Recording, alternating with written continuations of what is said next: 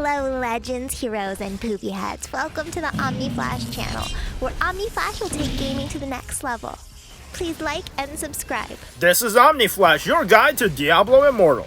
In today's video, we're going to be learning everything you need to know about invocations because Cursed Gear is dead. Alright, so they released Cursed Gear with the Cursed Towers, and we moved away from invocations because they reduced invocation gear drops to nothing.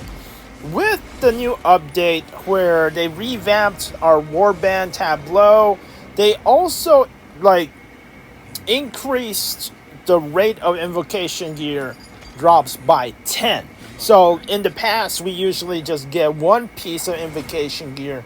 Now we get 10. So the rate has been increased. I don't think it's as high as it was before.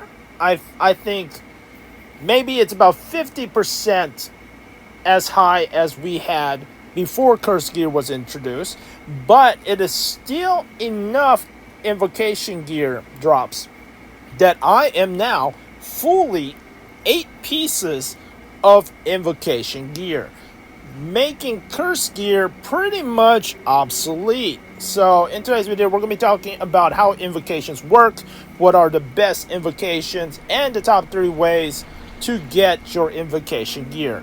Invocation gear is just straight up the absolute best PvP gear you can get. You don't have the negative effects of a cursed piece of gear. Plus, you are able to deal damage and stun your enemies.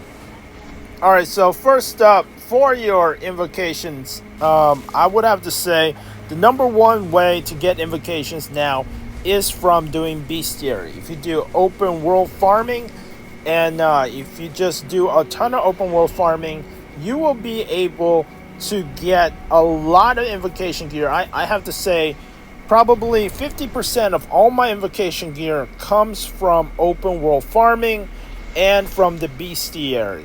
So once again, it becomes a lot easier because you don't have to force yourself to farm inside a purge. The purge is no longer the way to get invocation gear.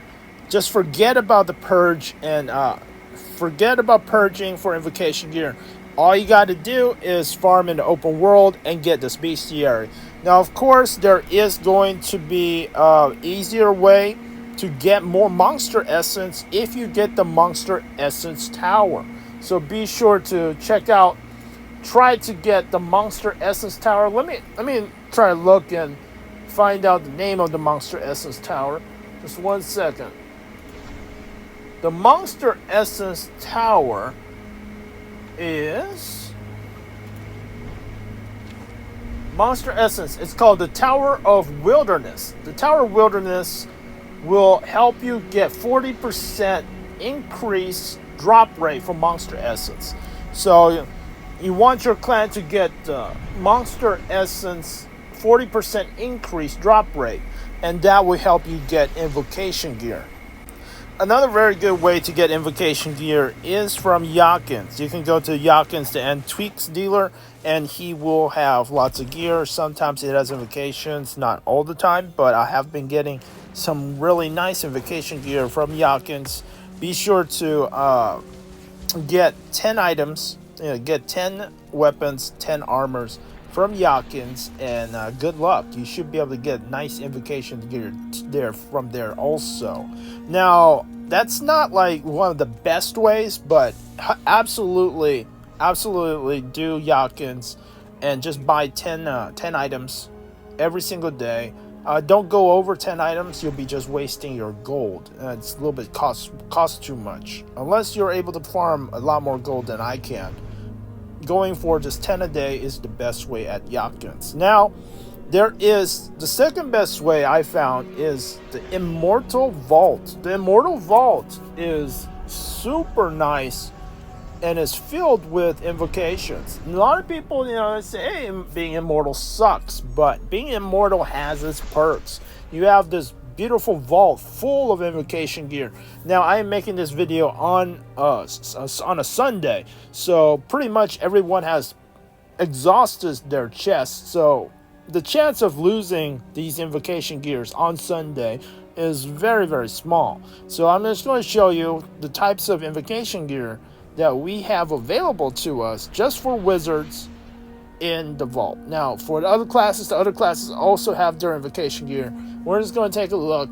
You can get some awesome triple statted invocation gear with the best invocations. Now, you're asking, like, what are the best invocations? Now, the best invocations that you should definitely go for is you really need to go for being attacked. Alright, so you will proc the stun, you'll proc the invocation, 2.5% chance of when you are attacked. The next best one would be when you deal damage. So you got 2.5% chance of proccing the stun invocation when you deal any type of damage.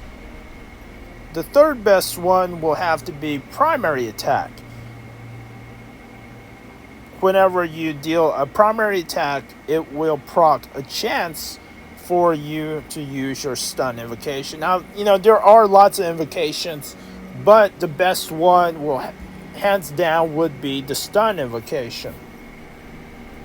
So inside this vault, there's quite a few pieces. Like this one, causing enemy loss of control. A loss of control one is nice, but isn't the absolute best. There's also ones for like dash. All of these are usable, but tricky to use and not the best. The three that you want to focus on is being attacked, primary attack, and and dealing any type of damage. Those are the three invocation types that you really want. Now, let's talk about cooldowns. Now, some people are wondering, what are the cooldowns? Now, invocations start off as they can be procced once every 120 seconds. If you have two pieces of the same invocation, it will actually drop to once every 60 seconds. If you have three pieces of the same type of invocation, it'll be once every 40 seconds. Now, I think that the best way to set up is probably to have four pieces of the same invocation. Like if you have four pieces of being attacked and four pieces of dealing damage, that would be the most optimal invocation setup. This way you will actually stun the enemies every 30 seconds, either by being attacked or either by dealing damage. Alright, so I'm looking at pets. Another great way to get invocation items is from your warband stash. And I just checked out my warband stash, and even though these pants did not have green arrows up, you should check your warband stash for invocation gear. Because your warband stash, even though it has a lot less CR, these new pairs of pants that I have from the warband actually is better than the pants that I'm wearing right now. Even though it has, like 75 less CR.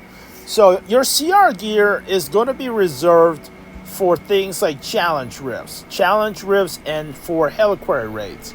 You put those into your stash, use them just for Heliquary raid days.